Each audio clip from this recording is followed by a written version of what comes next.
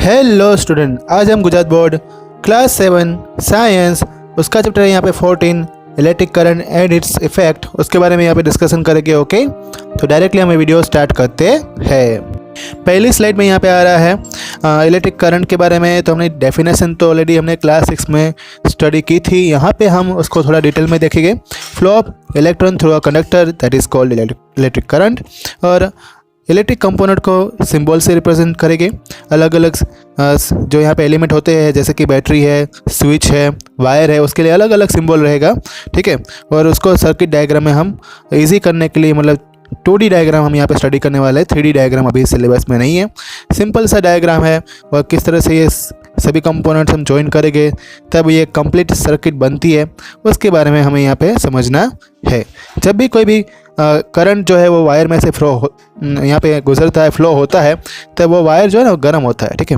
और उसी को बोलते हैं हीटिंग इफेक्ट ऑफ करंट। और इस इफेक्ट की बहुत सारी एप्लीकेशन है, उसके बारे में भी हम डिटेल में डिस्कस करेंगे। नेक्स्ट स्लाइड में यहाँ पे सिंबल ऑफ इलेक्ट्रिकल कंपोनेंट। तो यहाँ पे जितने भी कंपोनेंट है जैसे कि electric cell, bulb, switch in on position, switch in off position, battery और वायर जो है उसका एक 3D पिक्चर भी बताया हुआ है, और एक 2D सिंबल जो हम यहाँ पे सर्किट में इस्तेमाल करेंगे। यही सिंबल हमें आगे जो 8, 9, 10 में भी यही सिंबल हमें याद रखना है, वो कोई चेंज होने वाला नहीं है। तो इसकी प्रैक्टिस आप अभी से करो, इसको ड्रॉ करके याद रखो। नेक्स्ट स्लाइड में यहाँ पे आ रहा है इलेक्ट्रिक सर्किट जो है उसका डेफिनेशन हमें याद रखनी है। Complete pathway of flow of electric current that is called electric circuit. तो जो कंप्लीट पाथवे जहाँ पे क्लोज लूप बनती है उसको ही बोलते हैं इलेक्ट्रिक सर्किट। उसके कंपोनेंट्स के बारे में हमने आगे देखा। सेल जो है वो यहाँ पे सर्किट को एनर्जी प्रोवाइड करता है। बल्ब जो है वो टेस्टिंग करने के लिए कि सर्किट में से करंट जा रहा है कि नहीं जा रहा है, उसको टेस्ट करने के लिए बल्ब का हम इस्तेमाल करेंगे। स्विच जो है वो सर्किट को ब्रेक करवाने के लिए करंट को, या तो फिर सर्किट को क्लोज लूप बनाने के लिए, मतलब कि पूरा पाथ जो है वो कंप्लीट करने के लिए हम स्विच का इस्तेमाल करेंगे। और वायर जो है वो सभी एलिमेंट्स को कनेक्ट करने के लिए इस्तेमाल करेंगे। नेक्स्ट स्लाइड में हम बात करने वाला है इलेक्ट्रिक सेल के बारे में। तो इलेक्ट्रिक सेल जो है उसके अंदर एक पॉजिटिव टर्मिनल रहता है, एक नेगेटिव टर्मिनल रहता है। तो यहाँ पे इलेक्ट्रिक सेल का जो सिंबल है उसमें एक लॉन्गर लाइन रहेगी, एक शॉर्टर लाइन रहेगी। लॉन्गर लाइन जो है वो पॉजिटिव टर्मिनल के लिए रहेगी, और शॉर्टर लाइन जो है वो नेगेटिव टर्मिनल के लिए रहेगी। नेक्स्ट उसमें पॉइंट आ रहा है बैटरी। तो बैटरी क्या होता है, तो combination of 2 or more cell that is called battery. Battery में एक पॉजिटिव टर्मिनल जो रहता है वो दूसरे सेल का नेगेटिव टर्मिनल जो होता है उसके साथ अटैच करके, यहाँ पे डायग्राम भी बताया गया है, उसको आप देख सकते हो। और उस तरह से हम ये बैटरी बना सकते हैं। 2 सेल की बैटरी का फोटो भी मैंने यहाँ पे बताया हुआ है, और 3 सेल का भी बताया हुआ है। एक बैटरी का अगर वोल्टेज मानो कि 1.2 है, तो इस तरह से तीनों बैटरी को हम सीरीज़ में कनेक्शन करके 3.6 जितना वोल्टेज प्रोड्यूस कर सकते हैं। डिवाइस जैसे कि torch, transistor, toys, TV remote, उसके अंदर बैटरीज का इस्तेमाल होता है। नेक्स्ट स्लाइड में हम बात करने वाले हैं इलेक्ट्रिक सर्किट के बारे में। तो इलेक्ट्रिक सर्किट जो है उसमें cell, electric bulb, switch and wires हम इसको बनाने वाले हैं। बल्ब यहाँ पे तभी ग्लो होगा जब यहाँ पे स्विच ऑन होगी, वरना स्विच जो है अगर ऑफ रहेगी तो बल्ब ग्लो होगा नहीं। तो दोनों ही कंडीशन यहाँ पे बताई हुई है। जब यहाँ पे सर्किट क्लोज होती है तब यहाँ पे बल्ब ग्लो दिखाई दे रहा है, जब ओपन सर्किट है, मतलब कि स्विच यहाँ पे ओपन है, तब यहाँ पे बल्ब ग्लो होगा नहीं। यहाँ पे उसका जो प्रैक्टिकली अगर हम सेल लेके और बल्ब ज्वाइन करके सेफ्टी पिन से अगर हम उसको कनेक्ट करते हैं तो वो वाला डायग्राम भी मैंने आपको लेफ्ट साइड में बताया हुआ है। अब आ रहा है इंपॉर्टेंट कंसेप्ट यहाँ पे, heating effect of electric current. When electric current flow through the wire gets heated, this is called heating effect of electric current. तो जैसे ही करंट वायर, मतलब कि वायर में से पास होता है करंट, तब क्या होता है, वायर गर्म होता है, और उसी को बोलते हैं हीटिंग इफेक्ट, ठीक है। यहाँ पे उसको हम एक्टिविटी से समझेंगे। तो यहाँ पे क्या करेंगे, 10 सेंटीमीटर लॉन्ग निक्रोम का वायर लेना है, ठीक है। उसको 2 यहाँ पे आयरन नेल बताए हुए हैं, उसके बीच में बांध देना है, टाई कर देना है, और फिर करंट को पास करने के लिए स्विच ऑन करना है। तो थोड़ी देर के बाद हम जब देखेंगे तो यहाँ पे करंट जो है जब पास होगा, यहाँ पे डीसी वोल्टेज है, मतलब उसको हम टच कर सकते हैं, तो वायर यहाँ पे थोड़ा गर्म दिखाई देगा। फिर जैसे हम उसको बंद कर देंगे थोड़ी देर बाद, और फिर अगर हम फिर से उसको छुएंगे तो फिर से वो ठंडा हो जाएगा, मतलब कि इस तरह से हॉट में से वो कोल्ड बन जाएगा, नॉर्मल अपनी पोजीशन में आ जाएगा। तो हम कह सकते हैं कि जब भी करंट पास होता है सर्किट में से तब वायर हमेशा गर्म होता है। नेक्स्ट स्लाइड में यहाँ पे आ रहा है use of heating effect of electric current. तो यहाँ पे जब भी हम इलेक्ट्रिक करंट सर्किट में जब वो फ्लो होता है तब हीटिंग इफेक्ट जो प्रोड्यूस हो रही है उसके ऊपर हम कितने अप्लाइंसेस में आज इसका इस्तेमाल हो रहा है तो उसके बारे में बात करेंगे। तो सबसे पहले हम बात करते हैं electrical heater, electrical iron, electric room heater, फिर आ रहा है immersion heater, electric kettle and hair dryer. ये सब में आजकल ये हीटिंग इफेक्ट का इस्तेमाल हो रहा है। जितने भी अप्लाइंसेस हम इस्तेमाल करते हैं घर में, ठीक है, उसमें वायर रहता है जो कॉइल से पूरा, मतलब उसमें जो कॉपर वायर की कॉइल रहती है, ठीक है, और उसी को बोलते हैं उसका एलिमेंट। जब भी करंट उसमें से फ्लो होता है ये एलिमेंट्स जो है वो पूरा गर्म हो जाता है और उसमें से हीट प्रोड्यूस होना शुरू हो जाती है, ठीक है। तो यहाँ पे जो हीट प्रोड्यूस होती है उसका अमाउंट कितना रहता है वो डिपेंड करेगा कि आप कौन सा मटेरियल इस्तेमाल कर रहे हो, उसकी लेंथ क्या है, उसकी थिकनेस क्या है। और इसी तरह से माइक्रोवेव ओवन में भी इसका इस्तेमाल आजकल कर रहे है। यहाँ पे सबका एक फ़ोटो भी जो है दिया हुआ है और हम इस तरह से अपने बहुत सारी चीज़ों का इस्तेमाल आजकल इलेक्ट्रिसिटी से ही डायरेक्टली कर सकते हैं। नेक्स्ट स्लाइड में आ रहा है यहाँ पे इलेक्ट्रिक फ्यूज़। तो इलेक्ट्रिक फ्यूज़ जो है एक सेफ्टी डिवाइस है जिसको हम इलेक्ट्रिक सर्किट में इस्तेमाल करते हैं, जिससे क्या होता है कि हम अपने होम के अप्लाइंसेस और दूसरी बात के जो दूसरी सिस्टम जो रहती है उसको हम बचा सकते हैं डैमेज होने से। इलेक्ट्रिक फ्यूज़ जो है वो सभी इलेक्ट्रिकल सर्किट्स जो बिल्डिंग में अटैच होती है उसमें हर एक ब्लॉक में आजकल फ्यूज़ जो है वो इसका इस्तेमाल हो रहा है। उसके अंदर जो वायर रहता है वो टिन या तो लेड का होता है।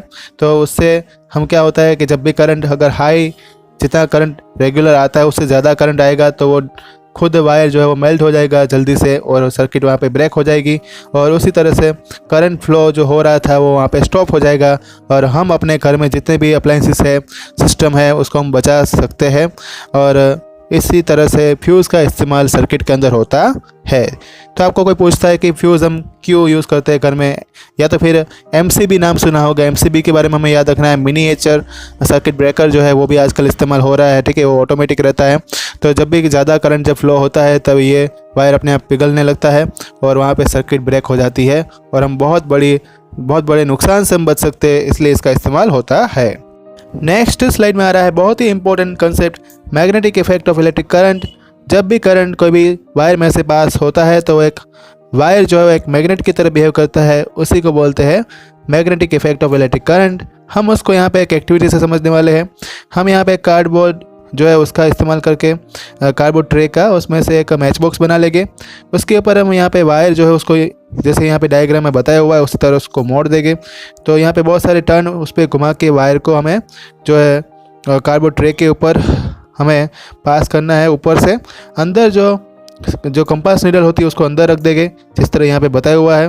ये ट्रांसपेरेंट यहाँ पे रखा हुआ है मैच बॉक्स, जिससे आपको कंपास नीडल दिखाई दे।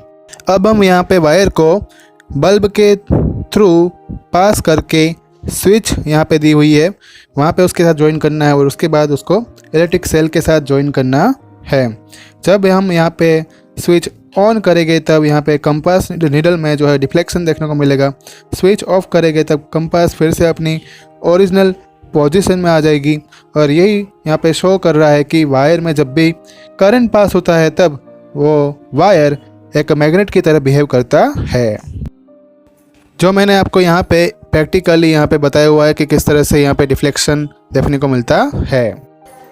नेक्स्ट स्लाइड में हम बात करेंगे यहाँ पे इलेक्ट्रोमैग्नेट के बारे में। तो इसमें जब भी करंट पास होता है, एक इंसुलेटेड वाउंड किया हुआ वायर है उसमें से जब वो पास होगा, आयरन का होगा वो वायर, तब वो मैग्नेट की तरह बिहेव करता है। ऐसे मैग्नेट को बोलते हैं इलेक्ट्रोमैग्नेट।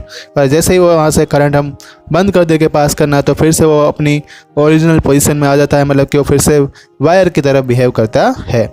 इस चीज़ को समझने के लिए हम यहाँ पे एक्टिविटी करेंगे। मैं आपको ये प्रैक्टिकली भी आपको बताने वाला हूँ, ठीक है। तो स्टार्ट करते हैं एक्टिविटी। इसमें क्या होगा, जब भी यहाँ पे एक जो है पीस रहता है इंसुलेटेड वायर को हम यहाँ पे बाउंड कर देंगे। आयरन नेल यहाँ पे दिया हुआ है, ठीक है, उस पर हमें पूरा कॉइल की तरह उसको बाउंड करना है। और जैसे ही उसके फ्री एंड जो रहेंगे उसमें एक बैटरी के साथ कनेक्ट कर देना है। दूसरा जो है यहाँ पे स्विच के साथ हमने कनेक्ट किया हुआ है। और उसके बाद हम क्या करने वाले हैं, थोड़ी यहाँ पे सेफ्टी पिन भी हम इस्तेमाल करने वाले हैं, जो हम यहाँ पे बाद में हम इसका इस्तेमाल करेंगे। जब हम यहाँ पे करंट पास करते हैं तो आयरन नेल जो है एक मैग्नेट की तरह बिहेव करता है और वो पिन को अट्रैक्ट करेगा। तो हम यहाँ पे प्रैक्टिकल इस चीज़ को हम यहाँ पे महसूस कर सकते हैं कि किस तरह से एक आयरन नेल जो है वो सेफ्टी पिन के पास हम लेके जाते हैं तो वो उसको अट्रैक्ट करता है और अपनी ओर खींच लेता है। तो यहाँ पे ये डायग्राम आपको मैं दिखा रहा हूँ तो आप उससे समझ पा रहे होगे कि किस तरह से वो अट्रैक्ट करेगा। जैसे ही हम उसको स्विच ऑफ कर देंगे, मतलब करंट ऑफ हो जाएगा, तब आयरन नेल फिर से अपना मैग्नेटिज्म जो है जिसने वो गेन किया था वो फिर से लूज़ कर देगा और वो फिर से आयरन नेल बन जाएगा। नेक्स्ट स्लाइड में आ रहा है यहाँ पे इंपॉर्टेंट कंसेप्ट इलेक्ट्रिक बेल, उसके बारे में यहाँ पे डिस्क्रिप्शन में देखेंगे तो ये 5 मार्क की थियरी में भी आ सकता है, बहुत बड़ा टॉपिक है ये। तो यहाँ पे इलेक्ट्रिक बेल जो है उसमें क्या करना है, सबसे पहले जो वायर रहता है आयरन का उसको वाउंड कर देना है, ठीक है। एक पीस लेना है आयरन का, उसके ऊपर वाउंड करके कॉइल बना देनी है और वो एक इलेक्ट्रिक मैग्नेट की तरह बिहेव करेगा। आयरन की एक स्ट्रिप लेनी है जो विथ हैमर, मतलब कि उसमें हैमर होना ज़रूरी है, जो इलेक्ट्रोमैग्नेट के नज़दीक में लेफ्ट साइड में हमने रखी हुई है। इसको यहाँ पे स्ट्राइकर नाम दिया गया है, ठीक है, उसका कॉन्टैक्ट भी बताया हुआ है। और दूसरी बात, अब जब भी हम यहाँ पे आयरन स्ट्रिप जो है वो स्क्रू के कॉन्टैक्ट में आएगी, करंट उसमें से फ्लो होगा और वो यहाँ पे कॉइल एक इलेक्ट्रिक मैग्नेट की तरह बिहेव करेगी, वो अपने आयरन स्ट्रिप को अट्रैक्ट करेगी, वो खींचेगी और इसी तरह से यहाँ पे आयरन स्ट्रिप जो है वो स्ट्राइक करेगा गोंग ऑफ द बेल के साथ, जो यहाँ पे बेल का जो बहुत बड़ा ब्लू कलर का डायग्राम है उसके साथ वो टकराएगा, साउंड प्रोड्यूस होगा। और जैसे ही वो आयरन स्ट्रिप को यहाँ पे इलेक्ट्रोमैग्नेट खींचता है, वहाँ पे सर्किट ब्रेक होती है। सर्किट ब्रेक होने की वजह से फिर से आयरन स्ट्राइकर जो है वो अपने ओरिजिनल पोजीशन में आ जाएगा। यह प्रोसेस सेकंड के अंदर बहुत बार हो जाती है और इसलिए इलेक्ट्रिक बेल वो जल्दी बजता है। यही चीज़ हम अगर लैब में करते तो किस तरह से करते वो मैं आपको बताऊंगा। तो देखो यहाँ पे हम यहाँ पे जैसे करंट पास कर रहे हैं तो आयरन का पीस जो एक इलेक्ट्रोमैग्नेट की तरह बिहेव कर रहा है, वो यहाँ पे उस आयरन स्ट्रिप को अपने और खींच रहा है। आयरन स्ट्राइकर गोंग के साथ टकरा रहा है और तभी यहाँ पे आवाज़ आएगा टिंग टिंग। और दूसरी बात कि वो सर्किट ब्रेक होने की वजह से वो ओरिजिनल पोजीशन में आ जाएगा और फिर से वो सर्किट यहाँ पे जो है वो ओपन हो जाएगी और फिर से ये प्रोसेस जो है रिपीट होती रहेगी और यहाँ पे बेल जो है बजता रहेगा। ये 1 मिनट के अंदर बहुत बार होता है, इसलिए हमें बेल जो है वो बहुत बार सुनाई देता है। तो स्टूडेंट ये था पार्ट 1। पार्ट 2 जो है जल्दी आएगा, व्हाट्सएप पर मैं आपको नोटिफाई कर दूंगा। अगर आपको यहाँ पे कोई डाउट है तो मुझे यहाँ पे कमेंट बॉक्स में लिखकर बता सकते हैं। एजुकेशन के रिलेटेड वीडियो देखने के लिए मेरे चैनल को सब्सक्राइब करना मत भूलना, रिवाइज करते रहना। Thank you all.